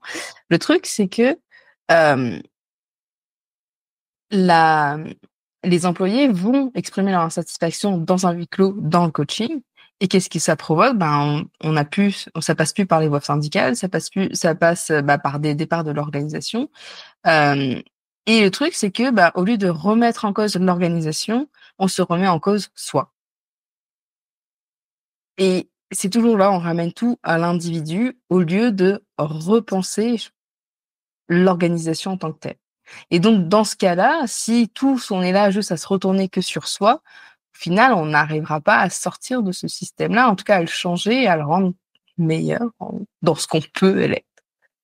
Et l'autre chose aussi que j'avais noté, que tu as dit tout à l'heure, c'est, tu sais, j'avais parlé d'épanouissement au travail et tu dis que c'était une injonction d'épanouissement au travail. Est-ce que tu veux nous en dire plus là-dessus? Oui, parce qu'on a un peu l'impression qu'il y a ce continuum entre une personne qui est en très grosse souffrance et une personne qui est complètement épanouie au travail. Mais en fait, tu vois, on parlait des stresseurs en disant bah chacun se place sur chaque stresseur, il va avoir son seuil à partir du moment où il va être stressé et que ça va lui provoquer de la souffrance, ou alors il va être bien, ou alors bah, il va être stressé de l'autre côté. Tu vois, je prenais cet exemple de la charge de travail. Si tu en as pas assez, tu souffres. Si tu en as trop, tu souffres. Mais l'idéal pour chacun est un petit peu différent. En fait, je pense que c'est pareil pour le seuil, enfin pour le continuum entre souffrance et épanouissement. Il y a des personnes pour lesquelles leur épanouissement de vie passe par le travail. Des personnes, ils vont être très très à droite sur l'axe. Il y a des personnes, rien que l'idée de travailler, ça va leur provoquer de la souffrance. Mmh. Puis il y a plein de personnes, en fait, ils sont au milieu, c'est-à-dire ils ont pour objectif que ce soit pas désagréable pour eux de travailler, mais ils ont ni envie ni d'attente que le travail les épanouisse, parce que c'est pas leur vie le travail. Et si on était vraiment dans une structure qui n'était pas pleinement capitaliste, ça devrait être OK. C'est-à-dire, OK, je travaille pour le capital parce que c'est important pour moi d'avoir un salaire et de pouvoir vivre, mais je n'ai pas envie de m'épanouir au travail. Et ça, j'ai l'impression aussi que parmi les coachs, parmi les formateurs, même parmi les managers, c'est difficilement entendable. Alors que ça devrait être Après, normal. ça dépend et s'épanouir au travail, ça serait quoi? Est-ce que s'épanouir au travail, ça serait dans un environnement de travail où on est bien, où on partage du temps avec ses collègues? Ou tu sais, on veut dire quoi par épanouir au travail? Ou est-ce que ça veut dire, bah, du coup, on oublie, toute notre vie personnelle et notre vie devient le travail? Bah, c'est toute la question. Alors, il y a une question de définition et puis il y a aussi une question d'intensité.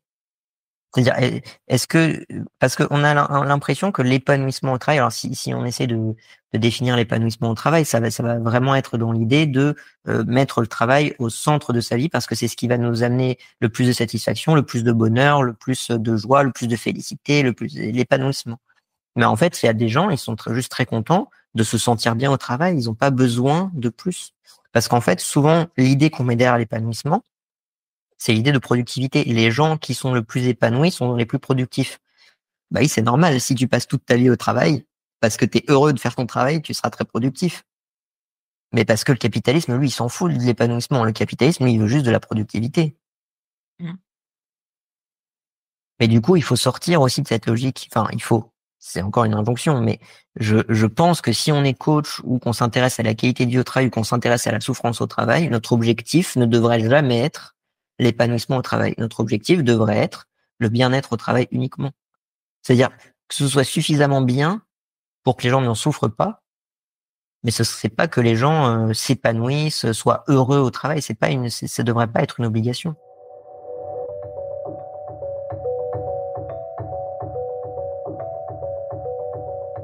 J'aime ça que tu parles de c'est pas le fait d'être heureux au travail, d'avoir du bonheur au travail, mais juste, bah, d'avoir des bonnes on pourrait dire d'avoir des bonnes conditions de travail. C'est comme la Oui, base. dire que les bonnes conditions de travail sont toujours un peu différentes entre les individus et que ça aussi, il faut l'écouter. Il y a des gens, les bonnes conditions de travail pour eux, c'est d'avoir pas trop d'interactions sociales. Et il y a des gens, leurs bonnes conditions de travail pour eux, c'est de pouvoir discuter avec plein de gens tout le temps.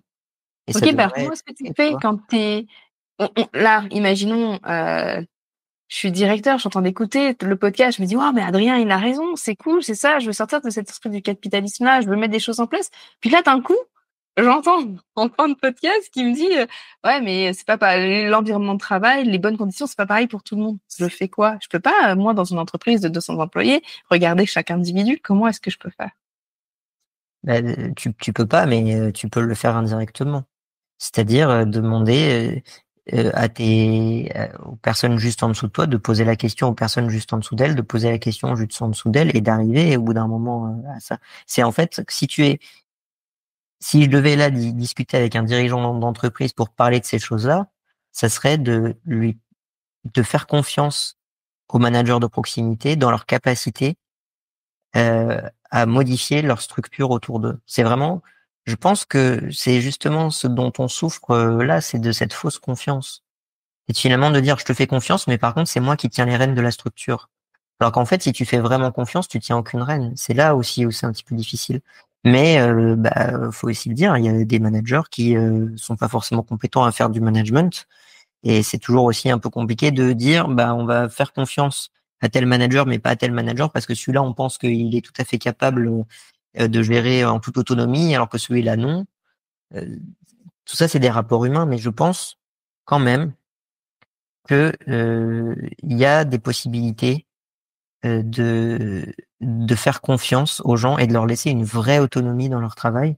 Mais laisser une vraie autonomie dans leur travail, c'est évidemment sortir d'une structure anticapitaliste, enfin de sortir d'une structure capitaliste en leur donnant plus de temps, en leur donnant plus de moyens pour moins les stresser. Et ça, évidemment, c'est difficilement entendable pour beaucoup de patrons qui eux disent bah oui, mais à la fin, c'est mon capital à moi qui est réduit si on en donne plus à mes employés. Et c'est là aussi toute la difficulté du capitalisme. Je pense que si vraiment ce dirigeant hypothétique avec qui on discute là se pose ce type de question, enfin était dans une logique anticapitaliste, il se poserait même pas cette question-là parce que ce serait en fait assez normal pour lui. Bah, autre chose que celui-là, ce fameux dirigeant avec qui on est en train de parler, te pourrait te poser comme question, ce serait que la santé mentale d'un travailleur, elle peut être affectée à la fois par des conditions de travail dégradées et par des facteurs extra-professionnels, par l'individu même. Donc, comment est-ce qu'on fait pour que ce soit objectif? Comment est-ce qu'on peut prouver la part de l'entreprise dans la dégradation de la santé mentale de la personne? La réponse est plus ou moins on peut pas. On peut pas. Il va pas aimer cette question, hein. D'un point de vue légal, non, mais ce qui est important là, c'est aussi de voir au niveau de la loi. Alors, je pense que tu es plus informé que moi sur ce sujet, mais d'un point de vue légal, on peut pas. Surtout en France, en fait, il me semble, mais pareil, tu me confirmeras que voilà, s'il y a une personne qui est en souffrance et qui va voir un médecin, c'est le médecin qui va par ses connaissances et son jugement, etc., dire si l'incapacité de travail de la personne est liée plus à son travail ou moins à son travail. J'ai l'impression qu'en France, actuellement, on est vraiment dans ce côté un peu flou. Il doit passer aussi devant un comité pour pouvoir le prouver. C'est un long chemin. Oui, voilà. Alors, du coup, l'incapacité de travail, c'est le médecin, mais après, pour pouvoir prouver, pour obtenir des indemnités plus longue durée, etc. Là, effectivement, il y a l'histoire de ce comité. Il y a donc typiquement, si on parle vraiment d'un point de vue très précis, le burn-out aujourd'hui n'est pas reconnu dans la classification internationale des troubles mentaux. Oui. Pour différentes bonnes raisons. D'ailleurs, je peux les expliquer tout de suite. C'est tout simplement parce que il y a le terme burn-out n'est pas clairement défini et quand on essaie de le définir, il est extrêmement proche d'autres troubles, comme par exemple un trouble qu'on appelle le trouble d'ajustement, qu'on appelle aussi la dépression situationnelle. Donc en fait, c'est simplement on fait une dépression, mais cette dépression n'est pas liée à notre état général, mais va être liée à une situation particulière. Et cette situation peut être le travail. Et un autre type de trouble qui pourrait être qualifié de burn-out, c'est ce qu'on appelle le traumatisme non spécifique ou le trouble relié à des stresseurs. Donc on parlait de stresseurs au travail, mais ces stresseurs peuvent être à l'extérieur du travail. Et donc là, ce serait des stresseurs au travail. Donc en fait, ces deux troubles-là, qui sont d'ailleurs eux-mêmes assez proches, mais il y en a un, c'est du traumatisme et l'autre, c'est de la dépression, sont tous les deux extrêmement proches du burn-out dans l'acceptation commune générale du burn-out, ce qui fait que il y a eu aucun intérêt de la part des experts en troubles mentaux de créer un nouveau trouble qui s'appellerait le burn-out, qui serait spécifique au travail. Ce qui veut pas dire que... Moi, je comprends pas parce que je me dis que le burn-out, c'est le fait d'être en épuisement professionnel. Donc, c'est-à-dire que tu as des éléments dans ton environnement de travail qui t'ont emmené là. Là, ce que tu m'expliques, c'est des choses qui pourraient arriver ailleurs que dans le travail. Donc, pourquoi est-ce qu'on pourrait pas avoir ça qui est spécifiquement lié au travail? Parce qu'il y a d'autres choses qui pourraient influencer ton burn-out? Parce que c'est pas possible, justement parce que c'est pas possible de montrer que c'est spécifique au travail. Ok, mais alors si on reprend nos facteurs de risque psychosociaux et disons que je suis dans un environnement de travail où j'ai pas du tout d'autonomie, où mes rapports entre collègues sont complètement dégradés, où j'ai un conflit de valeurs, tout ça pourrait me conduire à un burn-out. Je peux le prouver, mais on peut se dire que non.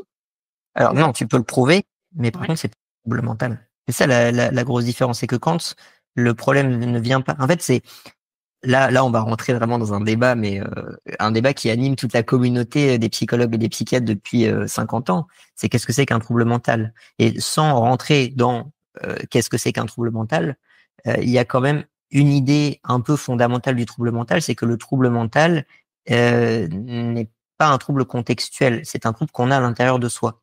Mhm. Mais là, du coup, de la manière dont tu le dis, et tu as parfaitement raison de le dire comme ça, on est en souffrance parce qu'on est dans un contexte particulier et dès qu'on sort de ce contexte, on n'est plus en souffrance. Donc, si le problème vient du contexte, il vient pas d'un trouble de soi-même. Mhm. Donc, ce qui veut pas dire que cette souffrance n'existe pas. Et d'ailleurs, si ce contexte nous amène à être en souffrance trop longtemps, on va développer une dépression ou un traumatisme. Mais là, c'est plus le burn-out, c'est de la dépression ou du traumatisme. Et donc, quel est vraiment le burn-out? Enfin, mais du coup, est-ce que c'est un problème de définition. Est-ce que c'est vraiment du burn-out? Est-ce que c'est de la dépression? Est-ce que c'est du traumatisme? En gros, ce que disent les psychiatres et et les psychologues experts, c'est la situation qui provoque un burn-out va au long terme soit dériver vers un traumatisme, soit dériver vers une dépression, soit les deux. Et ça, par contre, c'est des troubles. Donc c'est pour ça qu'on n'a pas voulu classer le burn-out dans le DSM. Par contre, le burn-out est classé dans l'ICD, je sais plus comment on dit en français, l'ICD, bon, la classification internationale des maladies, la CIM, Mhm. qui lui du coup est juste une classification. Donc la classification, c'est juste si les gens utilisent le terme, on le met dedans. Ça ne veut pas dire que le terme Comme le existe. dictionnaire.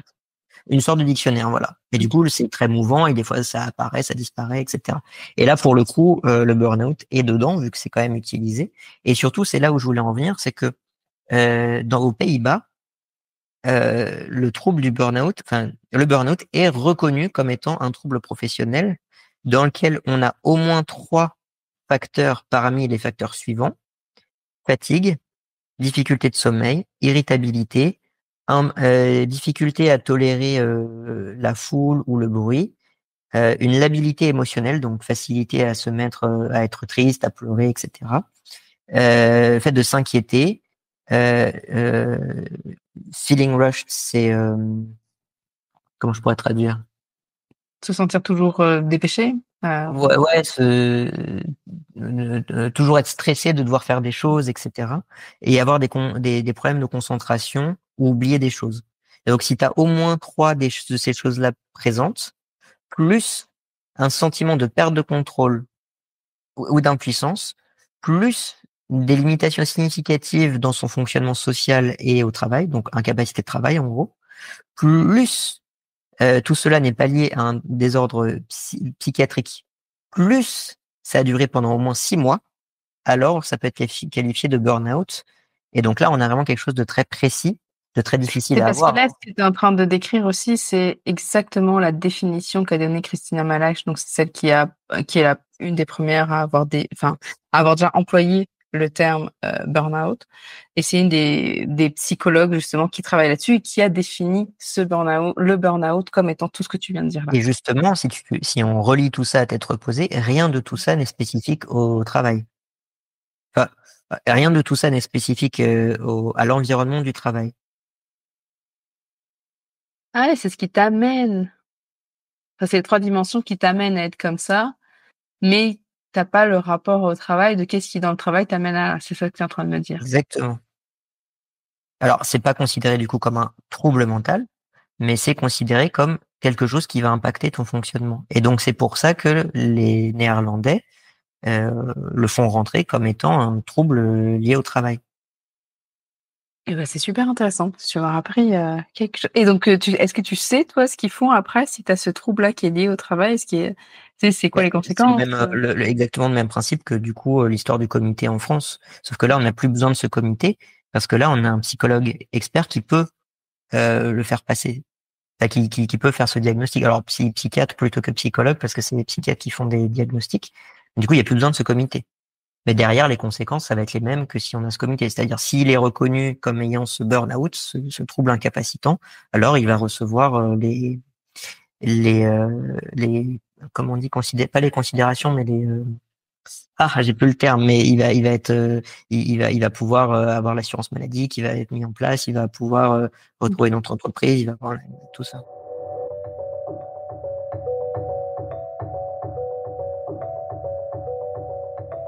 Et ben, en tout cas, merci beaucoup, Adrien.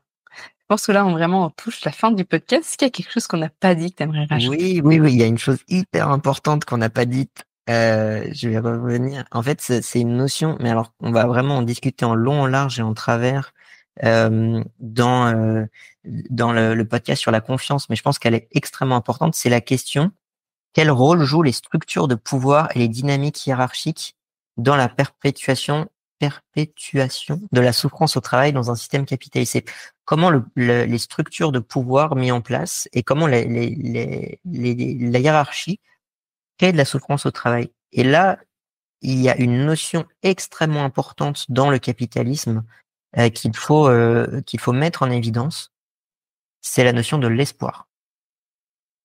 La notion de l'espoir, c'est la notion qui est: tu es précaire, mais tu vas continuer à travailler pour nous très longtemps dans l'espoir de ne plus être précaire. Tu es un manager de proximité, tu vas continuer à travailler pour nous pendant très longtemps pour pouvoir devenir un manager plus haut niveau, pour avoir des promotions, pour avoir un meilleur salaire, pour avoir, etc. Moi, j'avais cette histoire qui est, je vais pas me, je vais pas me pleurer pour cette personne-là parce qu'elle a gagné énormément d'argent pendant énormément de temps. Mais ce directeur exécutif, qui est devenu directeur exécutif dans la quarantaine, et qui a eu cette promesse de la part du directeur général de devenir directeur général quand celui-ci irait à la retraite. Mhm. C'était il y a un peu plus de 30 ans. Bon, maintenant, ce directeur général, ce directeur exécutif, il va approcher les 70 ans. Le directeur général, il approche les 90 ans, il est toujours là. Et tu te dis, mais ce directeur exécutif, s'il n'avait pas répondu à cette promesse, et s'il était allé voir d'autres entreprises pour devenir directeur exécutif d'autres entreprises, puis directeur général d'autres entreprises, il aurait pu gagner énormément plus d'argent. Bon, déjà, il gagne énormément d'argent, mais il aurait pu gagner énormément plus d'argent. Il aurait pu avoir une place dans la société beaucoup plus importante, mais il est resté à sa place à cause d'une promesse. Quand tu regardes l'ensemble des structures de pouvoir, quand tu regardes les parcours de vie individuels liés aux structures de pouvoir, tu vois que souvent les personnes qui sont frustrées de leur parcours sont des personnes qui ont tenu longtemps grâce à leurs promesses, grâce à l'espoir qu'ils avaient d'augmenter leurs conditions de travail, d'améliorer leurs conditions de travail. Est-ce que c'est pas un peu l'espoir du monde entier d'améliorer ses conditions de vie? Et que c'est normal d'avoir cet espoir-là? C'est juste que Justement, on est dans un système qui en abuse de cet espoir auquel on voilà, se c'est raccroche. effectivement ça dont je voulais parler, mais c'est surtout il y a deux points essentiels que j'aime bien dire. Le premier, c'est quand on parle de la boîte de Pandore avec tous les effets négatifs du monde, il y a l'espoir dedans. C'est-à-dire, l'espoir fait partie, selon les Grecs anciens, des mauvais sentiments, des mauvaises sensations à avoir. C'est-à-dire, on a l'impression que l'espoir c'est positif, mais pour les Grecs anciens, ça faisait partie des mauvaises choses à avoir, des mauvaises choses à On ressentir, dit parce que l'espoir fait vivre, tu sais? et c'est tout le problème. Je pense que si les Grecs anciens diraient, mais l'espoir fait surtout penser qu'on pourrait mieux vivre dans des vies parallèles que dans notre vie actuelle. Ça te fait pas vivre, justement. Ça fait imaginer qu'on pourrait vivre mais de meilleure manière dans d'autres vies.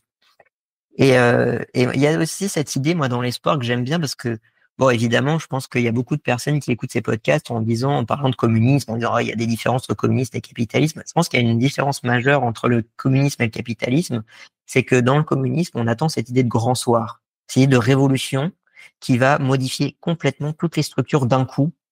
Et finalement, le capitalisme, pour moi, il n'est pas si différent que ça parce que souvent, on oppose communisme et capitalisme. Il y a un livre qui s'appelle euh, le capitalisme, l'anticapitalisme au XXIe siècle, je crois, quelque chose comme ça, qui décrit justement le fait que le communisme et le capitalisme, c'est très semblable et que notamment ça partage une histoire commune.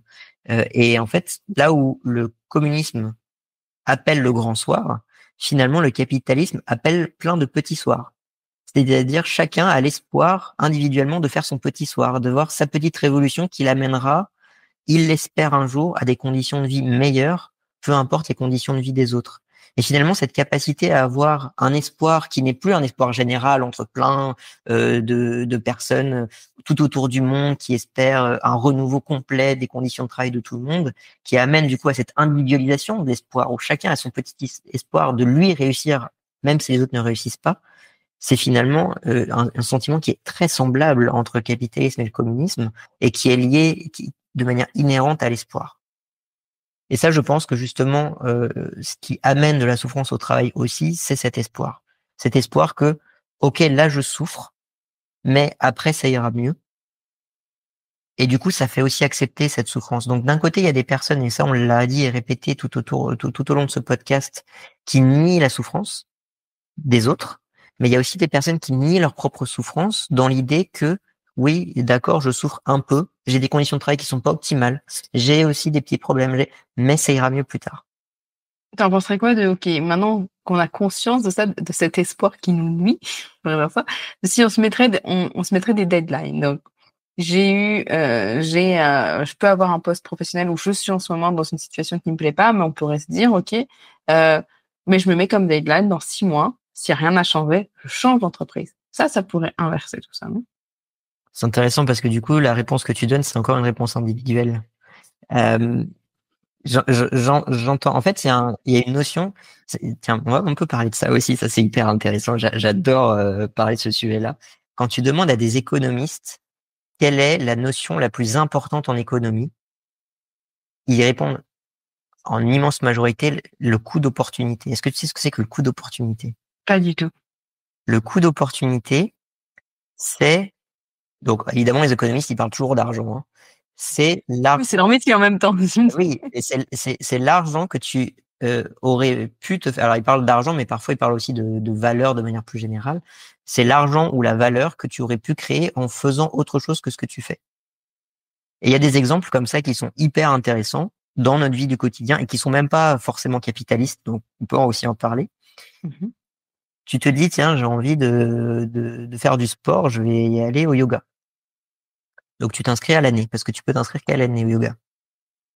Mhm. Tu fais tes cours et puis finalement au bout du troisième cours tu te dis ah, c'est pas si intéressant que ça, en plus le prof il est pas si sympa que ça, etc. Et là tu te dis quoi? Bah la plupart des gens ce qu'ils se disent c'est bah, je vais continuer parce que j'ai payé à l'année. Et c'est quoi le coût d'opportunité? Bah en fait c'est que quand tu te dis ça, tu te dis j'ai payé donc j'y vais. Mais en fait peut-être que tu gagneras plus de valeur à ne pas y aller en faisant autre chose. Alors la valeur, donc là c'est pas une valeur financière, là la valeur c'est le bien-être que tu peux ressentir.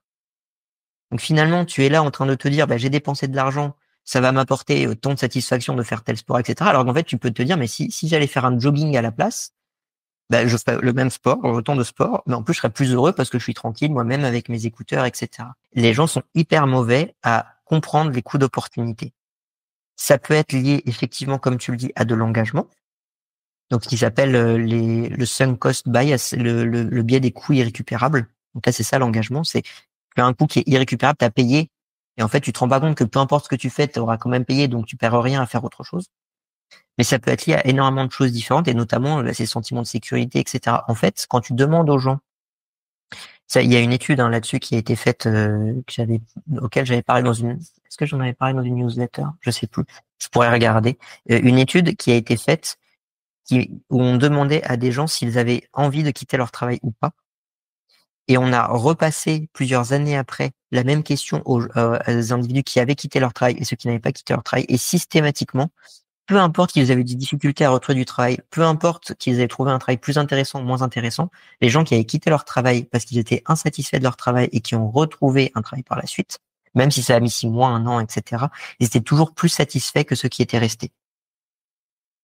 Mais ceux qui restent, Ah. ils restent parce qu'ils négligent les coûts d'opportunité. Ils ont du mal à imaginer à quel point leur vie pourrait être plus intéressante s'ils quittaient leur travail. Est-ce que toi, en sachant ça, t'en as plus conscience et tu fais attention à ça? Ou pas du tout? Tu penses que même là, en le sachant, ça reste quelque chose d'inné en nous et qui est vraiment difficile à combattre?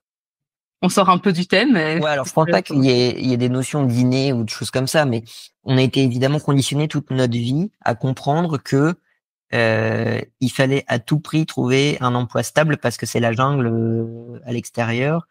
Que si t'as pas d'emploi, bah t'as accès à rien. En plus, on t'explique que Pôle emploi c'est toujours de plus en plus difficile à obtenir, que tout est de plus en plus cher dans la vie, que ça va être encore plus cher de payer pour notre santé, de payer pour l'école privée des enfants parce que l'école publique ça marche plus, que machin, etc., etc.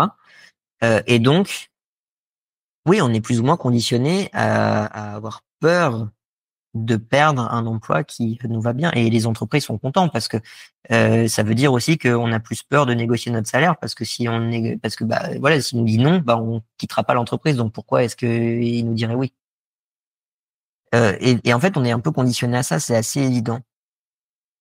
Puis après, il y a aussi les structures, hein, les crises économiques, les choses comme ça qui font que. Et puis il y a le métier que tu fais. Il y a des métiers dans lesquels c'est plus facile de trouver du travail que d'autres. Donc oui, est-ce que du coup ça vaut le coup tout le temps de quand on n'est pas satisfait de son travail de quitter son travail pour en trouver un autre? Euh, Est-ce que je peux avoir aussi une réponse un peu cynique là-dessus? Ah bah oui.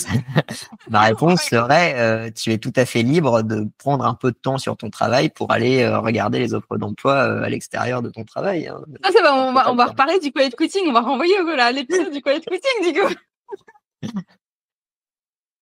Non, et puis ça reste. Enfin, avant tout, je pense que là, une première chose à faire, si t'es pas satisfait de ton travail, c'est quand même d'en parler. Et si ça prend pas, bah effectivement, là tu peux te dire, ok, si j'ai pas d'avenir là, je vais voir ailleurs. Mais voilà.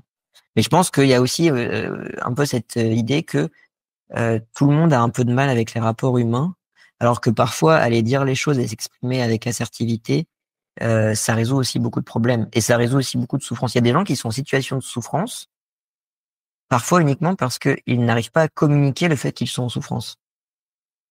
Et parfois aussi, tout simplement parce qu'ils n'arrivent pas à se l'avouer eux-mêmes. Hein. C'est-à-dire que quand tu as un mental de winner où tu dois sans arrêt, on peut retourner au mec du quiet quitting, hein, tu as un mental de winner où tu te dis peu importe mon patron, peu importe mes dirigeants, peu importe ce qu'ils m'ont fait subir, je réussirai toujours.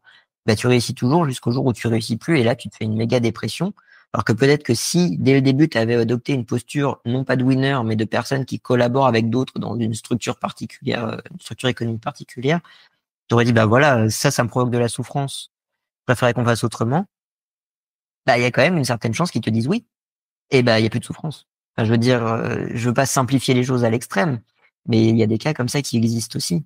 Et parfois, enfin, faut quand même pas oublier que le travail, comme beaucoup d'autres choses, c'est des relations humaines avant tout, et que parfois il y a des problèmes qui se règlent. Donc, quand tu en parles. Effectivement. Et ben, je trouve que ça conclut bien ce podcast, vraiment, enfin cet épisode de podcast.